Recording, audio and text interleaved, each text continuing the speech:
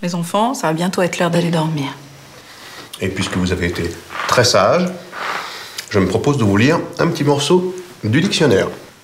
Nous sommes en février 2013 et Canal+ diffuse pour la première fois Zygomatique, un court-métrage étrange et drôle mettant en scène Alexandre Astier et Simon Astier tentant de comprendre les mécanismes de l'humour dans un univers dystopique où l'humour n'existe pas. C'est pour revenir au mieux sur le destin de cette petite rareté que je suis allé à la rencontre de son réalisateur, Stéphane Cafiero. Tu m'effaceras ça s'il te plaît. Tout commence en 2012 où, comme chaque année depuis 2003, Canal+ lance son appel à projets pour la collection Canal+. Un concours de court-métrage qui propose aux scénaristes et aux réalisateurs d'écrire des scénarios inspirés par un thème, une personnalité ou des personnalités précises. Cette année-là, la collection Canal+ invite à présenter des projets de 10 minutes avec pour thème le jeu des 7 familles et pensé sur mesure pour des duos d'acteurs issus de même famille. Parmi les personnalités qui se prêtent au jeu, on retrouve entre autres Antoine et Emma Decaune, Richard et Romane Boringer, Gad Elmaleh et son frère Arié, mais aussi Alexandre Astier et Simon Astier. À ce moment-là, Alexandre Astier prépare depuis 2008 une série pour Canal+, et s'apprête à sortir un mois plus tard son premier long métrage, David et Madame Hansen. De son côté, Simon Astier s'apprête lui à relancer sa série HeroCorp à l'arrêt depuis 2 ans et est à quelques jours de la diffusion de sa dernière réalisation, Les Pieds dans le plat. Tous deux acceptent de se plier à l'exercice et tournent même une vidéo de présentation pour l'appel à projet qui, à elle seule, est un véritable sketch qui vaut franchement le détour. Donc moi j'ai peur des araignées, lui a peur des guêpes. De son côté, c'est poussé par un groupe d'amis fans de Kaamelott que le réalisateur Stéphane Cafiero se lance dans l'écriture du projet. Seul petit problème, l'auteur s'est lancé là-dedans sans avoir vu la vidéo de présentation des frères Astier et ne connaît absolument aucune des contraintes imposées par le concours. Je savais pas qu'il y avait un sujet, je savais pas qu'il y avait un minutage, je savais, voilà. Moi j'ai écrit comme ça, ce qui me plaisait. J'ai écrit pour les deux, alors je me suis dit qu'est-ce qui pourrait les intéresser. Et donc quand je l'ai envoyé, Canal, la première chose qu'ils ont fait, à mon avis, ils ont lu. Ils se disent ah c'est pas mal, mais c'est pas du tout. Voilà, c'est pas du tout y a pas ça devait être les 7 familles, donc il devait y avoir un truc de jeu ou je sais pas quoi. Et ça devait durer 10 minutes. Donc voilà, moi le moyen faisait 19 minutes, 20 minutes. Et ça paraît pas du tout de jeu, donc ils ont fait poubelle. Il y a eu, je crois qu'ils en ont eu 250 ou 300, voilà. Ils ont d'abord une cinquantaine, je crois qu'ils en avaient choisi un, après ils ont pas continué, puis ils ont demandé à tout lire. Et je crois que j'étais l'avant-dernier, un truc comme ça. Et au lieu de proposer une histoire de famille mettant en scène les deux frères, ce fan de Ricky Gervais, Edgar Wright ou encore de cinéma de genre propose une histoire à mi-chemin entre Day of the Dead ou The Invention of Lying, où Simon Astier incarne le premier homme à rire et à développer un sens de l'humour dans un univers qui en serait complètement dépourvu, pendant que Alexandre Astier, lui, incarne un psychiatre qui doit tout tenter pour que ce mal ne se propage pas. Voilà. Et ils ont dit, ah ben on va faire celui-là. Je crois que Canal a dû dire, non parce qu'il est trop long, c'est pas le sujet et tout ça. Et ils ont dit, bon on fait celui-là, on fait pas, je crois. Je crois qu'ils ont un petit peu poussé. Voilà, après, moi, Canal m'a demandé, tu pouvais pas faire plus court? Je suis non. Voilà, c'est à prendre ou à laisser. Et Canal était cool, ils ont accepté. Et voilà. Sauf qu'on était en retard en prod parce que déjà tous les autres avaient, comme eux ils ont tout lu, ils ont mis du temps. Et comme les autres avaient déjà tout fait tout produit. En fait, moi je pensais que c'était foutu. Hein. Je me disais, bon, ok, pas de news. Et ils nous ont appelé, il a fallu tout faire en 3 semaines. Donc ça a été folklore. Malgré les retards pris dans la réalisation du projet, une certaine alchimie s'opère entre le réalisateur et ses acteurs qui se trouvent des goûts, un humour et des références en commun, notamment une certaine admiration pour Christopher Vogler, l'auteur du guide du scénariste. Ils étaient hyper présents, ils étaient à l'écoute, enfin, c'était, moi je me disais bon, ils vont arriver, tous les deux sont réalisateurs, donc qu'est-ce qui m'attend?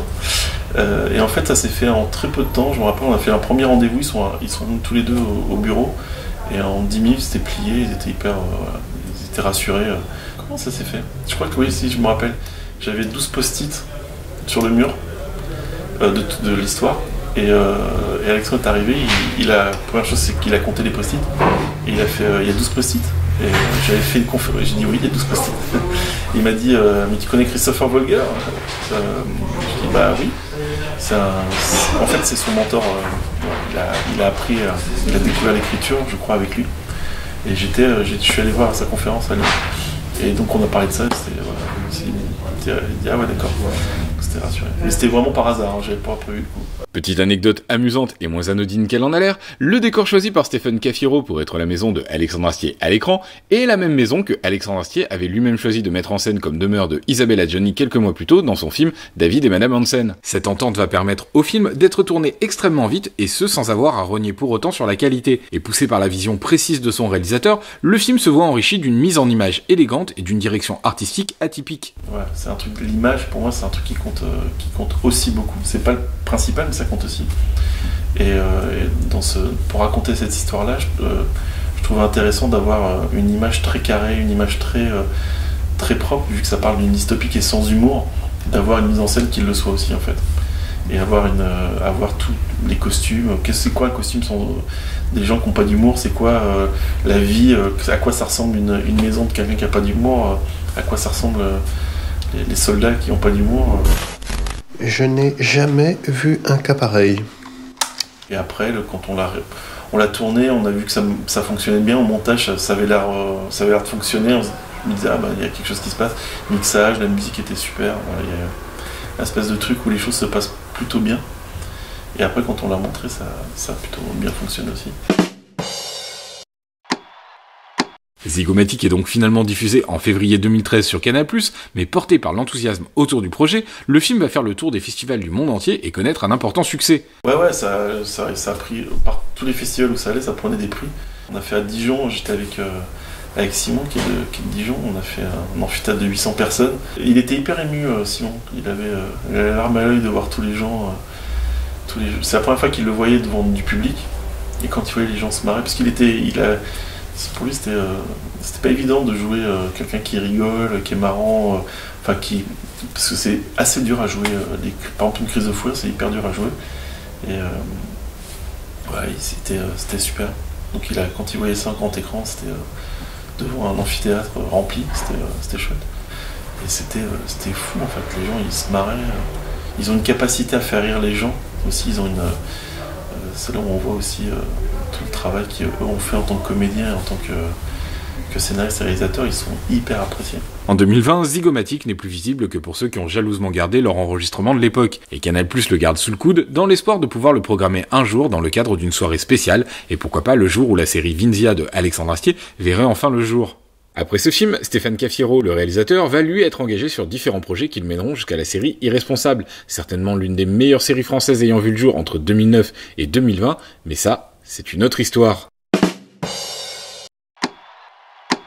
Voilà, c'est ici que s'interrompt cet épisode. Comme d'habitude, n'hésitez pas à faire tout ce que l'on peut faire sur ce genre de plateforme. Liker, commenter, partager, et surtout vous abonner et sonner la petite cloche pour être au courant des sorties des prochaines vidéos. Et n'hésitez pas non plus à aller faire un tour sur le Utip et le Tipeee de la chaîne. Utip, je vous rappelle rapidement le principe, vous regardez quelques publicités et moi ça me permet de financer les prochaines vidéos et les prochains projets. Sur ce, et d'ici là, je vous dis encore une fois merci et à très bientôt.